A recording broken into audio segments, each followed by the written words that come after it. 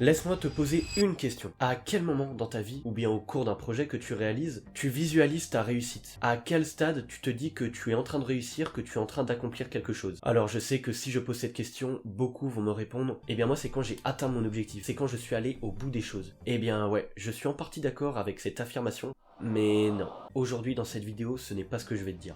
Je m'appelle Alexandre, j'ai 19 ans, et mon objectif dans cette vidéo, ça va être de te montrer que tu es déjà en train de réussir. À quel moment est-ce que tu as commencé à accomplir des choses, mais que tu ne t'en es pas rendu compte?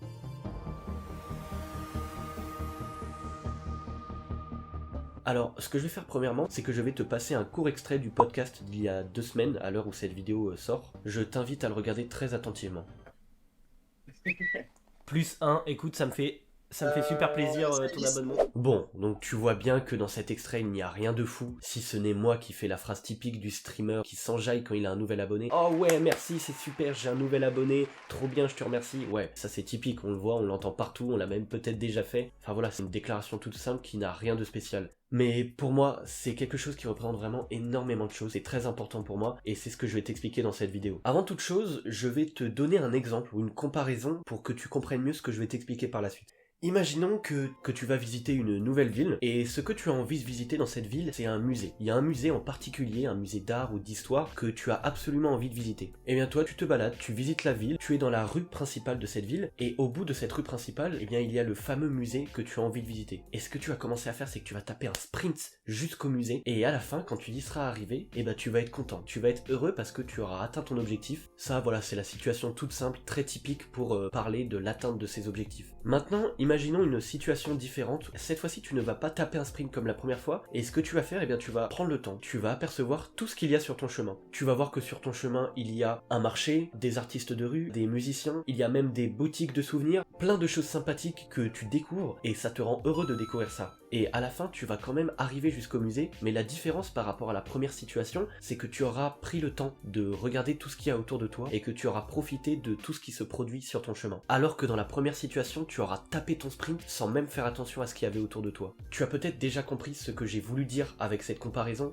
mais le problème, je trouve, c'est que quand on entreprend quelque chose, ou même dans notre vie en général, on ne prend pas assez le temps de voir, de profiter de ce qu'il y a sur notre chemin. On est mais tellement obsédé par notre objectif final que on ne regarde que ça, et on ne regarde pas tous les accomplissements qu'on fait pour arriver jusqu'à cet objectif. On ne pense qu'à l'objectif final et pas à ce qu'on a fait avant. Et bien pour moi, la seule réussite que l'on visualise, c'est ce qu'il y aura à la fin, mais par contre, tous les petits pas qu'on a franchis, eh bien ça ne compte pas. Imaginons cette fois-ci un influenceur qui s'était donné pour objectif de faire 10 000 vues sur sa vidéo et qui n'en a fait que 3 000. Eh bien il est extrêmement déçu, et pourtant il a énormément bossé pour arriver à ce résultat, et il n'y est pas arrivé. Mais en fait, il n'aura pas fait attention à tout ce qu'il a accompli pour en arriver là, même s'il n'y est pas forcément arrivé ou qu'il n'a rempli son objectif qu'à moitié, mais pourtant il a accompli énormément de choses. Et le problème, c'est que lui, il n'est focalisé que sur son objectif final, et tout ce qu'il a fait avant, pour lui ça ne compte pas comme une réussite. Moi par exemple, en ce moment, je poste pas mal de réels sur Instagram, des réels qui la plupart font en dessous de 1000 vues, et c'est vraiment pas beaucoup, et pourtant, je vais te l'afficher juste ici, sur un réel qui a fait moins de 1000 vues, j'ai eu une personne qui s'est abonnée à moi après avoir regardé mon réel en entier. L'objectif de Expire, c'est d'impacter des gens, de mon âge principalement, avec mes paroles, avec les points de vue que je donne, avec mes opinions, avec mes expériences, c'est d'impacter positivement des gens. C'est vraiment l'objectif ultime de ce projet. Et quand je vois qu'il y a même une seule personne qui, après avoir regardé mon réel en entier, s'est abonnée à mon compte, et bah pour moi, j'ai gagné. Pour moi, j'ai gagné parce que si elle a follow mon compte après avoir regardé mon réel en entier, ça veut dire qu'elle a été percutée par ce que j'ai dit. Et ça, c'est l'objectif de mon projet. Même si j'ai fait moins de 1000 vues sur ce réel, eh bien j'ai impacté au moins une personne. Il y a une personne qui a été touchée, qui s'est sentie impactée positivement par mes paroles, par ce que j'ai voulu transmettre, et pour moi à ce moment-là, j'ai déjà commencé à atteindre mon objectif. Je sentais que j'étais déjà en train de vivre de mon rêve en fait. La seule différence, c'est que je ne fais pas ça à plein temps, parce que je suis encore en études, mais je me sentais heureux comme si j'en vivais. J'étais vraiment heureux parce que j'étais déjà en train de réaliser mon rêve, qui était d'impacter des personnes avec ce que je dis. Et même si ce n'est qu'une seule personne, eh bien c'est déjà le cas. Et pourtant, je n'ai pas encore atteint mon objectif principal, qui lui est beaucoup